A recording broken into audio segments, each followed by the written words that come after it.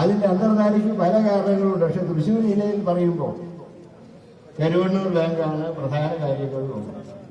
നല്ല രീതിയിൽ നടന്ന ബാങ്ക് എങ്ങനെ തകർന്നു? അതിന്റെ ലാഭവിഹിതം ആര് കട്ടുകൊണ്ടു? ഇവിടെ ED വന്നതിനെ കുറിച്ച് പറയുന്നുണ്ട്. ഇതിന് ഗോവിന്ദൻ മാഷ് പറഞ്ഞു കോൺഗ്രസ്സുകാർ EDയുടെ കൂടെ, ഞങ്ങൾ EDയുടെയും KDയുടെയും കൂടെ ഒന്നുമല്ല.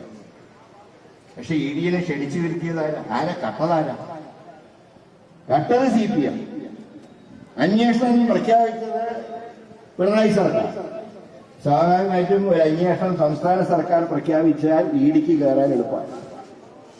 എന്തുകൊണ്ടാണ് ഇപ്പോൾ അന്വേഷണം പ്രഖ്യാപിക്കേണ്ടി വന്ന് കട്ടതുണ്ട്? അപ്പൊ അതിന് ഞങ്ങൾ കുറ്റം പറഞ്ഞ കാര്യമൊന്നുമില്ല.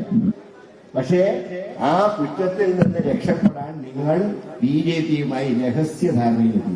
അതാണ് പ്രധാന കാര്യം.